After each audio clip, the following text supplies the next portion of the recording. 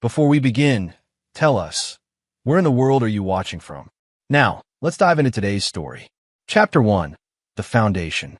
Saul Wilkerson had calloused hands that told stories of 30 years crawling through basements, fixing what others couldn't, and building something from nothing. At 52, he still carried the broad shoulders of the Marine he'd once been, though the desert tan had long faded to the pale complexion of a man who spent his days in cramped spaces beneath other people's homes. His own home sat on Maple Street, a modest two-story colonial he'd bought with his discharge money and renovated room by room. Every pipe, every wire, every board had been placed by his hands. It wasn't much by most standards, but it was his. Or so he'd thought. Jill had been different when they'd met 23 years ago. She'd been a waitress at Murphy's Diner, working double shifts to pay for nursing school. Saul had been immediately drawn to her determination, the way she'd wiped down tables with the same precision he applied to fitting pipes. She'd seemed impressed by his quiet competence, the way he could fix anything that broke. Their daughter Melissa had arrived 2 years after the wedding, a bright-eyed girl who used to follow Saul around the house, handing him tools and asking endless questions about how things worked. She'd been Daddy's little helper until middle school, when suddenly his rough hands and blue-collar work became sources of embarrassment rather than wonder. Jill had changed too, gradually. The nursing degree led to a job at the county hospital, which led to new friends, new ambitions, and new standards. She started making comments about upgrading their life, about wanting more than what a plumber could provide. Saul had worked longer hours, taken on bigger jobs, but it never seemed enough. The signs had been there for months. Late nights at the hospital. New clothes she claimed were on sale. A sudden interest in her appearance that went beyond professional necessity. Phone calls that ended abruptly when Saul entered the room. He'd noticed, cataloged each detail with the same methodical attention he applied to diagnosing a complex plumbing problem. But unlike pipes, he'd hoped this was something that would fix itself. Today was his 52nd birthday. Melissa was having friends over for what Jill had called a small celebration. Saul had come home early, showered off the grime from a particularly difficult job replacing century-old pipes in a downtown brownstone, and put on his best shirt, a blue button-down that Melissa had given him for Father's Day 3 years ago. He could hear teenage voices in the living room as he came downstairs, the kind of animated chatter that usually died when parents appeared. Saul paused at the bottom of the stairs, suddenly feeling like an intruder in his own home. Chapter 2. The Crack. The living room fell silent as Saul entered. 5 teenage girls sat arranged on his furniture like judges in a courtroom, their expressions ranging from polite indifference to barely concealed disdain. Melissa sat in the center, her face flushed with what Saul initially mistook for excitement.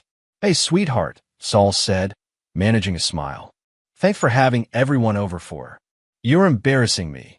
Melissa cut him off, her voice sharp with teenage cruelty. The words hit Saul like a physical blow, but worse was coming. "You fix toilets. You think that makes you a man? Mom's new boyfriend owns 3 hotels." The room seemed to tilt. Saul's hearing went momentarily fuzzy, as if he were underwater. New boyfriend.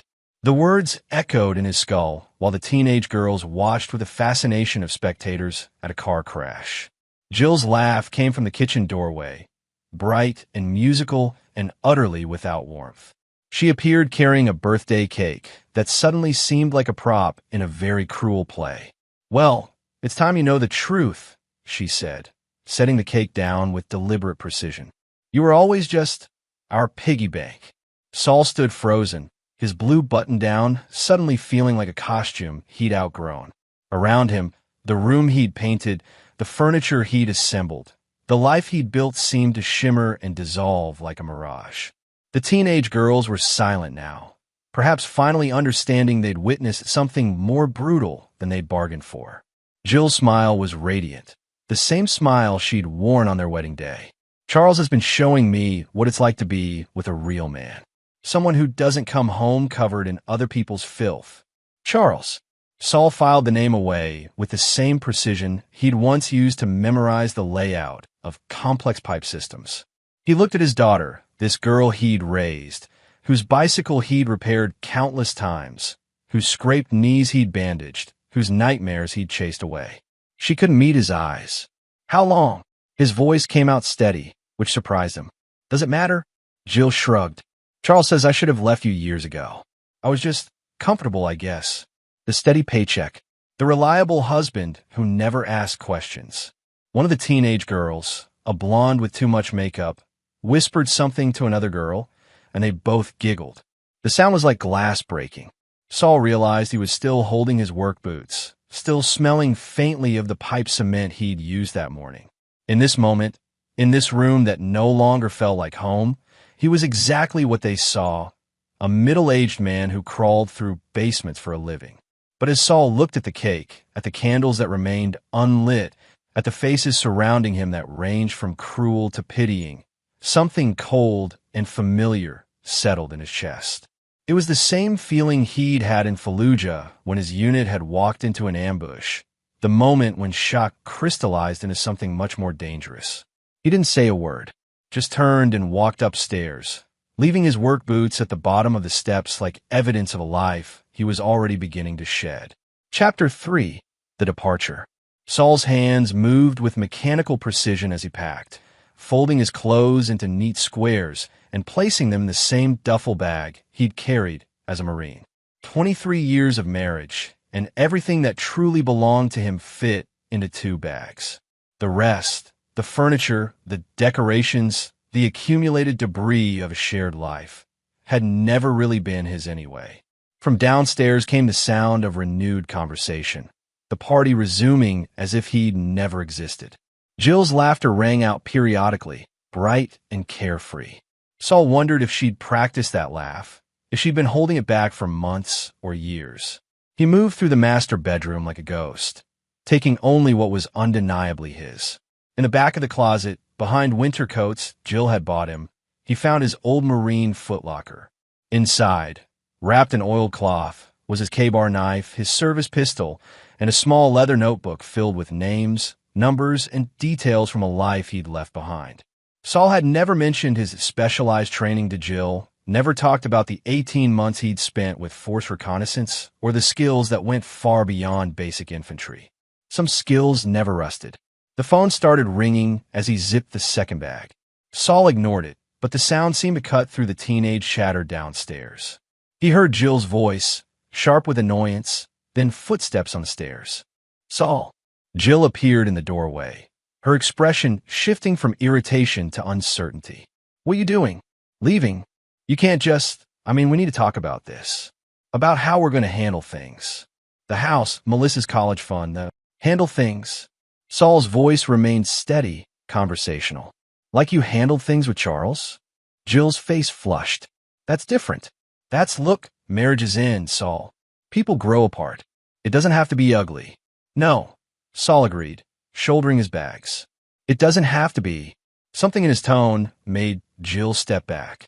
For just a moment, she seemed to see something in his face that reminded her that this quiet, steady man had once carried a rifle through some very dark places. Where will you go? I'll figure it out. The phone had stopped ringing, but now it started again. Jill glanced toward the sound, distracted. Charles is supposed to come over later. To meet Melissa properly. Maybe you should stay somewhere else tonight. I won't be back tonight. Or any other night. Saul walked past her, down the stairs he'd carpeted himself, past the living room where 6 pairs of eyes watched him with varying degrees of interest. Melissa's face was pale now, as if the reality of what had happened was finally sinking in. Dad! Her voice was small, uncertain. Saul paused at the front door, his hand on a knob he'd replaced just last month when the old one had started sticking. He looked back at his daughter, this girl who'd shared his blood, but not his heart when it mattered most. Happy birthday to me, he said quietly, and walked out into the afternoon sun. The phone was ringing again as he loaded his bags into his work truck. Through the front window, he could see Jill frantically gesturing as she spoke into the handset. 29 missed calls, someone would later say. 29 attempts to reach the man who'd just walked away from everything he'd built. But Saul Wilkerson was already gone, and the man who drove away in that battered pickup truck was someone Jill had never really known at all. Chapter 4. The Reconnaissance. The Riverside Motel sat on the wrong side of town, The kind of place where truckers caught a few hours of sleep and people paid by the week when they'd run out of better options. Saul had chosen it deliberately, not because he couldn't afford better, but because he needed to think, and the Spartan room with its thin walls and traffic noise felt more honest than anywhere else. He'd been there 3 days when his phone finally rang with a number he recognized. Gunny. Christ, Wilk, I've been trying to reach you for a week. You fall off the planet, or something. Master Gunnery Sergeant Albert Moran had been Saul's squad leader in recon, a hard-edged career Marine who'd retired to a small security consulting firm in Virginia. They'd stayed in touch sporadically over the years, the kind of friendship forged in impossible places that distance couldn't really break. Had some domestic issues. Needed to sort things out. Yeah? Well, sorting's good. Listen, I got a situation here might interest you. Remember Dick Dorsey? Saul remembered. Dorsey had been their communications specialist, a quiet genius with electronics who'd saved their asses more times than Saul could count. After the Corps, he'd gone into private security, the kind of work that existed in the shadows between legal and necessary. Dick's been tracking something for me, Albert continued. Charles McCarty. Name ring a bell. Saul's grip tightened on the phone. Should it? Hotel owner out your way. Real estate developer. Also happens to be a complete piece of shit who's been running a little side business trafficking girls through his properties. Eastern Europeans, mostly. Kids who don't speak the language and don't know their rights. The motel room suddenly felt smaller. How do you know about McCarty? Dick's been building a case for a client. A woman whose sister disappeared into one of McCarty's operations. Problem is McCarty's smart. Uses cutouts. Keeps his hands clean. The kind of bastard who's bulletproof unless someone gets close enough to see how the machine really works. Saul said nothing, but his mind was already working, cataloging possibilities. Funny thing, though, Albert continued. Dick's been monitoring McCarty's communications. Seems he's got himself a new girlfriend. Married woman named Jill Wilkerson. You know her? We've met. Thought you might have. Small world. Anyway, reason I'm calling is Dick thinks McCarty might be getting sloppy. Love makes fools of us all, right? Might be an opportunity to get someone inside, close enough to document what he's really doing. Saul stared at the water stain on the motel ceiling, thinking about Jill's radiant smile, about the way she'd said Charles was a real man. What kind of opportunity? The kind that requires someone with your particular skill set. Someone who knows how to get into places he shouldn't be and disappear without a trace. Someone who understands that sometimes the law isn't enough. I'm listening. Dick's got everything set up, surveillance, electronic countermeasures, documentation. But he needs someone on the ground, someone who can get close to McCarty's operation without raising suspicions. Someone who has a reason to be sniffing around. Saul understood. A plumber had access to buildings, to basements and service areas where secrets might be hidden. A plumber who was asking questions about his wife's new boyfriend would seem motivated by jealousy rather than justice. What's the timeline? McCarty's planning something big. Dick intercepted communications about a new shipment arriving next week. If we're going to move, it has to be soon. Saul closed his eyes, seeing Jill's face, hearing Melissa's cruel words. Then he thought about other girls, other daughters, disappearing into Charles McCarty's shadow world. I'll need equipment. Already on its way. And Wilk, this isn't just about justice anymore. Word is McCarty's been bragging about his new woman, about how easy it was to take her from some loser husband. Seems he likes collecting trophies. The water stain on the ceiling looked like a map of somewhere Saul had never been, somewhere he might never return from. But as he thought about Charles McCarty, hotel owner, trafficker, collector of trophies, Saul Wilkerson began to disappear entirely, replaced by something much more dangerous. Chapter 5. The Infrastructure. Dick Dorsey hadn't changed much in 15 years. Still thin as a rail, still wearing clothes that looked like they'd been purchased from a government catalog, still carrying enough electronic equipment to run a small surveillance operation. Which, Saul reflected as he watched Dick unpack a dozen devices in the motel room, was exactly what this was. McCarty's got 3 properties, Dick said, spreading photographs across the cigarette-burn desk. The main hotel downtown, that's the Crown Plaza. Legitimate business, mostly. Clean books, good reviews, the whole 9 yards. Then there's the Ambassador, about 10 miles out on Route 9. Supposedly a budget business hotel, but occupancy records don't match the parking lot activity. And finally, there's this. The third photograph showed a converted warehouse on the industrial side of town, the kind of building that had been abandoned when manufacturing moved overseas and repurposed for God knew what. Building permits say it's storage for hotel supplies, Dick continued. But the electrical usage suggests something a lot more intensive. Climate control, soundproofing, security systems that would make Fort Knox jealous. Saul studied the images, his trained eye picking out details, multiple exit routes, sight lines, potential approach vectors. Security personnel? 2 shifts for men each. All ex-military, all carrying professional-grade equipment, encrypted communications. McCarty doesn't hire amateurs. Cameras? Everywhere. But here's the interesting part. Dick pulled out a tablet, showing a building schematic. The whole system runs through a central server in the basement of the Crown Plaza. And guess what's directly above that server room? Saul smiled for the first time in days. The main water line. Bingo. City records show repeated problems with the building's plumbing. Something about corroded pipes, causing pressure issues. The kind of problem that would require an experienced plumber to crawl around in the basement and figure out what's wrong. And how does an experienced plumber get called in for a job like that? Dick's grin was predatory. Funny thing about plumbing problems. Sometimes they just happen, especially when someone who knows exactly which pipes to hit with exactly the right amount of pressure decides to create a little controlled damage. Saul nodded, understanding. It was elegant, really. A few strategic strikes to create a problem that only he could solve, giving him legitimate access to the building's most sensitive areas. What about McCarty himself? That's where your wife comes in handy, Dick said, and there was no sympathy in his voice for Saul's situation.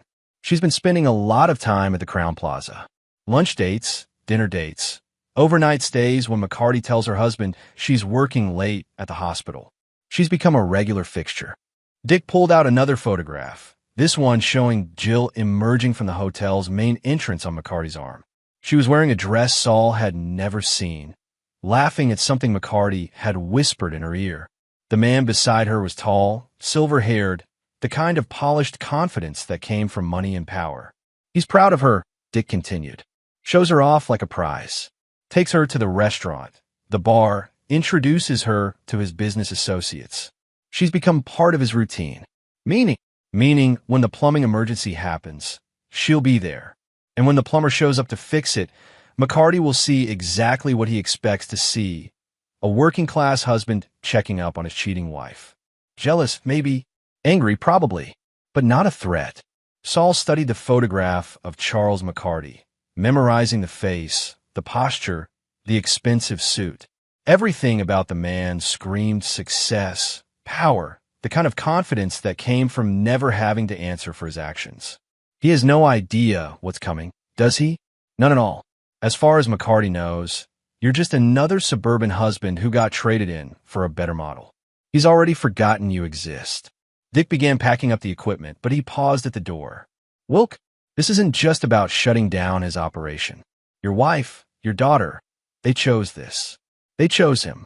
When this is over, there won't be any going back. Saul nodded, thinking about birthday cake and teenage laughter and the sound of his work boots hitting the floor. I know. Good. Because Charles McCarty is about to learn that some men aren't as forgettable as they look. Chapter 6. The Pressure Test. The Crown Plaza's basement smelled like every basement Saul had ever worked in. Damp concrete, old metal, and a faint chemical tang of cleaning supplies. The building's maintenance supervisor, a tired-looking man named Glenn Beach, led him through a maze of pipes and electrical conduits toward the source of their mysterious pressure problem. Started 3 days ago, Glenn explained, his flashlight beam dancing across the ceiling pipes. Pressure drops throughout the building, but only on the 3rd and 4th floors. Can't figure out what's causing it. Saul made appropriate noises of professional interest while cataloging every detail. Camera positions, cable runs, the location of the server room Dick had described.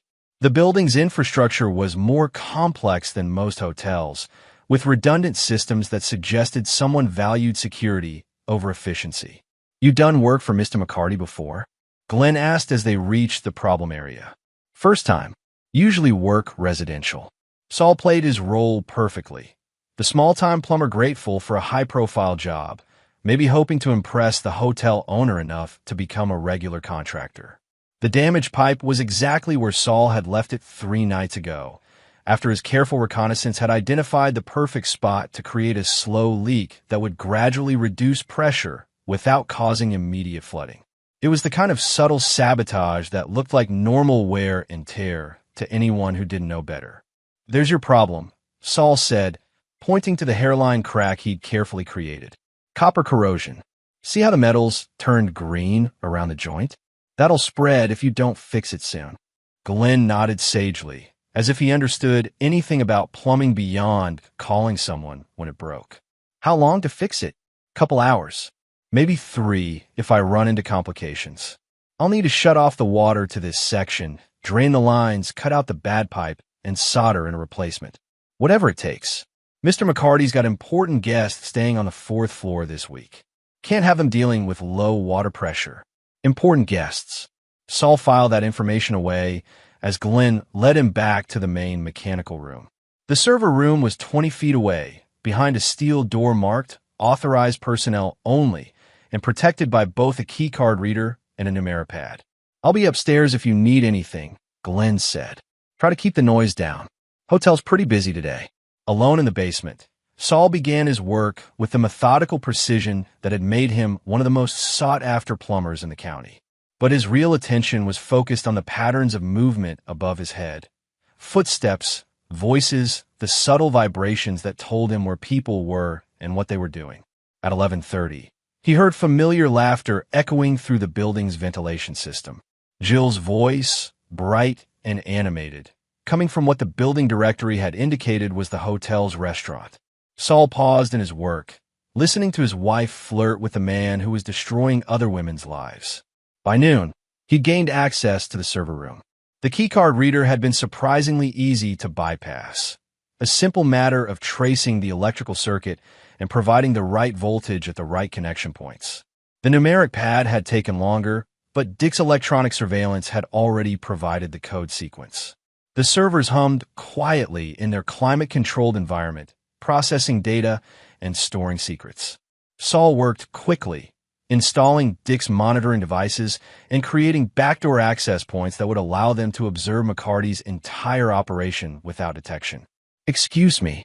Saul spun around to find a young woman standing in the server room doorway. She was small, maybe 20, with dark hair and eyes that held too much knowledge for someone her age. Her clothes were expensive but ill-fitting, as if they belonged to someone else. "I'm sorry," she said in accented English. "I was looking for bathroom." Eastern European, just as Albert had described. One of McCarty's girls, probably kept in the building under some pretense of employment or training.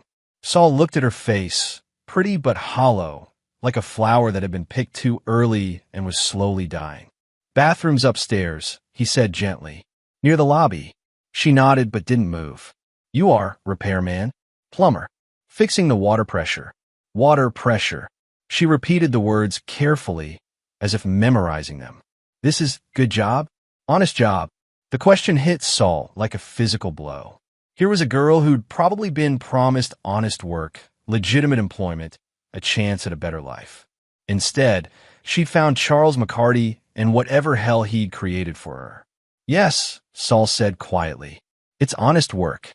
She smiled then, a fragile expression that transformed her face completely. I think honest work is a very good thing." Footsteps in the hallway made her stiffen with fear. She glanced toward the sound, then back at Saul. "I must go. Thank you for fixing water pressure." She was gone before Saul could respond, but her words echoed in the server room long after her footsteps faded. Honest work. A very good thing. Saul finished installing Dick's equipment and returned to his plumbing repairs with renewed focus. The pressure problem will be fixed, just as promised. But Charles McCarty's real problems were just beginning. Chapter 7. The Leak. The call came at 2 a.m., waking Saul from the first deep sleep he'd managed since leaving home. Dick's voice was tight with excitement and barely controlled rage. We've got him. The monitoring equipment captured everything. Financial records, shipping manifests, communications with his overseas contacts. It's all there, Wilk. Every dirty detail of what that bastard's been doing. Saul sat up in the motel bed, instantly alert. How bad? Worse than we thought. 43 girls in the last 2 years, most of them between 16 and 20. He's got a whole network. Recruitment in Eastern Europe, transport through Canada, distribution to clients across the Eastern Seaboard. The warehouse we photographed? It's a processing center. They bring the girls there, break them down, train them, then ship them out to whoever's willing to pay. The young woman's face flashed through Saul's mind. Her careful English, her hollow eyes, her fragile smile when she'd talked about honest work. Where are they now? That's the thing. McCarty's planning a major shipment this weekend. The intercepted communications mention clearing inventory before a new group arrives. We're talking about at least 15 girls who are about to disappear into the system permanently. Saul was already reaching for his clothes. What's the plan? Officially? We turn everything over to the FBI and hope they can build a case before McCarty moves the girls. Unofficially, well, you didn't hear this from me, but Dick's been in touch with some people who take a more direct approach to problems like this. What kind of direct approach? The kind that involves tactical teams and explosive entries in McCarty's operation getting shut down tonight, evidence or no evidence. The kind that might result in some unfortunate accidents for anyone who gets in the way. Saul understood. It was a gray world operation, the kind of justice that happened in the shadows when the official system moved too slowly. Timeline, 0:30. Dick's team hits the warehouse while McCarty's at the Crowne Plaza for his usual Thursday night dinner with your wife. They extract the girls and plan enough evidence to guarantee McCarty gets charged even if he survives the encounter. And if he doesn't survive, Albert's laugh was cold. Then a lot of young women get to go home to their families instead of disappearing forever. Sometimes the math is that simple. Saul thought about Jill in her new dress, laughing at McCarty's jokes while 15 girls waited in a warehouse to be shipped like cargo. Where do you need me? Crowne Plaza. Dick's team needs someone inside to make sure McCarty stays put until they're finished at the warehouse. Someone who can get close without raising suspicions. The jealous husband routine.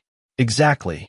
Show up, make a scene, keep McCarty busy dealing with domestic drama while the real work gets done. Can you handle seeing your wife with him? Saul thought about the girl in the server room, about her careful words and frightened eyes. I can handle it. Good. And Wilk, when this is over, McCarty's going to be finished. His money, his reputation, his freedom, all gone. Your wife's going to find out exactly what kind of man she chose over you. She made her choice. That she did. See you on the other side. The line went dead, leaving Saul alone in the motel room with his thoughts and the weight of what was coming. He dressed carefully. Jeans, work boots, a flannel shirt that would mark him as the blue-collar husband Jill had found so embarrassing. In the mirror, he looked exactly like what McCarty would expect. A working man pushed too far, angry and unpredictable but ultimately harmless. Charles McCarty had built his fortune on understanding people, on recognizing weaknesses and exploiting them. Tonight, he would discover that some weaknesses were carefully constructed illusions, and some ordinary men carried extraordinary darkness. The Crowne Plaza was about to host its last dinner party. Chapter 8. The Confrontation.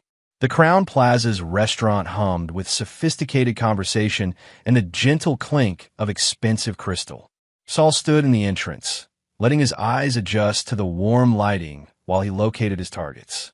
The hostess approached with the kind of polite smile reserved for people who clearly didn't belong. Do you have a reservation, sir? I'm looking for my wife. He spotted them at a corner table. Jill radiant in a black dress he'd never seen. McCarty leaning across the table with predatory intimacy. They were sharing dessert and what looked like their third bottle of wine, completely absorbed in each other. Sir, if you don't have a reservation, there she is. Saul walked through the restaurant like a man in a dream, dimly aware of conversations, faltering as diners recognized the menace in his approach. Jill saw him first, her face cycling through surprise, embarrassment, and finally anger. What the hell are you doing here, Saul? Charles McCarty looked up with the mild annoyance of a man accustomed to having his evenings proceed without interruption. His silver hair was perfectly styled. His suit probably cost more than Saul made in a month, and his eyes held the flat calculation of someone who viewed other people as assets to be managed. "You must be the husband," McCarty said, his voice carrying the slight accent of old money and private schools. "Charles McCarty. Pleasure to meet you." He didn't offer to shake hands. "Charles has been telling me about his expansion plans," Jill said, her voice pitched loud enough for nearby tables to hear. "The new hotel in Miami, the resort development in Costa Rica. Real vision, unlike some people who are content fixing other people's toilets." Saul pulled out a chair and sat down uninvited, noting how McCarty's hand moved instinctively toward his jacket. Probably carrying, probably licensed, definitely inexperienced. "Costa Rica? That's interesting. I hear the construction industry down there has some unique labor practices." McCarty's eyes sharpened slightly. "I'm not sure what you're implying. Just making conversation. I meet a lot of contractors in my line of work. You'd be surprised what people talk about when they think nobody important is listening." "Saul, stop it," Jill hissed. "You're embarrassing yourself." "Am I? Or am I just trying to understand what my wife finds so attractive about the hotel business?" Saul's phone buzzed once in his pocket. Dick's signal that the warehouse operation was beginning. Must be fascinating work, managing all those different accommodations. McCarty set down his wine glass with deliberate precision.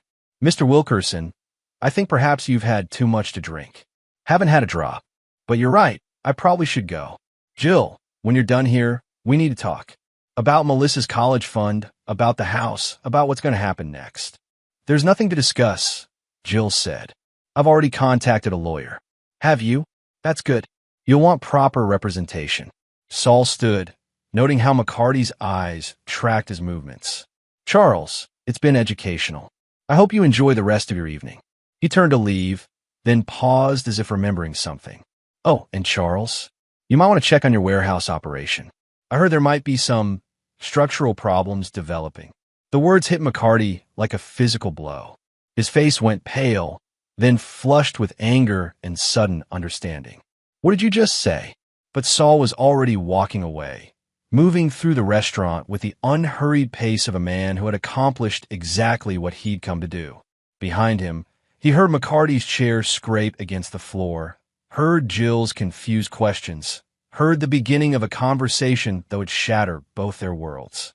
His phone buzzed again, 2 short pulses. Dick's team had found the girls. By the time Charles McCarty reached the warehouse, it would be empty except for enough evidence to guarantee he'd spend the rest of his life in federal prison. By the time Jill understood what kind of man she'd chosen, she'd be facing her own legal problems as an accessory after the fact. Saul walked out into the night air, breathing deeply for the first time in weeks. Honest work, the girl had said. A very good thing. Some kinds of work were more honest than others. Chapter 9. The Final Fix. 3 months later, Saul sat in a coffee shop in Portland, Oregon, reading about Charles McCarty's sentencing on his tablet. 25 to life in federal prison. No possibility of parole. The news article included a photograph of McCarty in an orange jumpsuit, his silver hair unkempt, his face gaunt with the reality of what his life had become. The warehouse raid had been devastating in its thoroughness.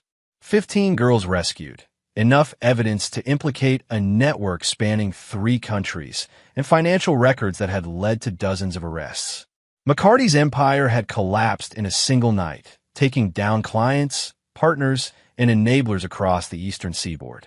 Jill had been arrested 2 weeks later when investigators discovered she'd been laundering money through the hospital's charitable foundation. Small amounts over several months, but enough to qualify as accessory to trafficking. Her nursing license was revoked, her assets frozen, her respectable life reduced to legal fees and plea negotiations.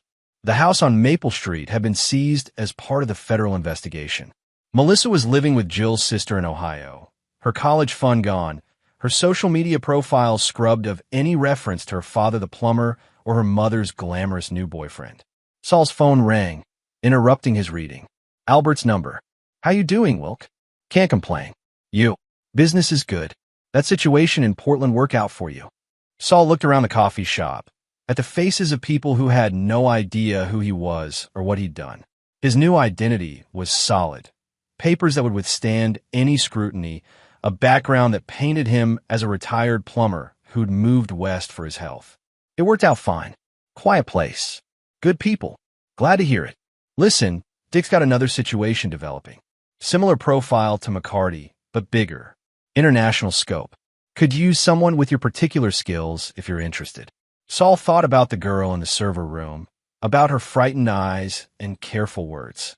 Somewhere in the world, there were other girls, other Charles McCartys, other systems that turned human beings into commodities. What's the timeline? Next month. Dick's setting up the surveillance now, but he'll need someone on the ground who can get close to the target. Someone who understands that justice doesn't always come from a courtroom. Send me the details. Already on its way. And Wilk, that thing with your wife and daughter, any regrets? Saul closed the tablet, erasing McCarty's face from the screen. They made their choices. I made mine. Good man. Talk soon. The coffee shop was filling with the afternoon crowd. Students from the local college, office workers grabbing their caffeine fix, ordinary people living ordinary lives. None of them would ever know that the quiet man in the corner booth had once been a husband and father, or that he'd walked away from everything he'd built to ensure that 15 girls could go home to their families. Saul finished his coffee and stepped out into the Portland afternoon. Somewhere across the country, Jill was probably sitting in a jail cell, finally understanding the true cost of trading up. Somewhere in Ohio, Melissa was learning that choices had consequences, that cruelty left scars, that not all fathers were as forgiving as the one she'd humiliated on his birthday. But those were old problems, old pain. Saul Wilkerson had work to do. The plumber's last fix had been perfect. No leaks, no pressure loss, no trace of the man who'd made the repair. And like all his best work, it would last forever. And there you have it.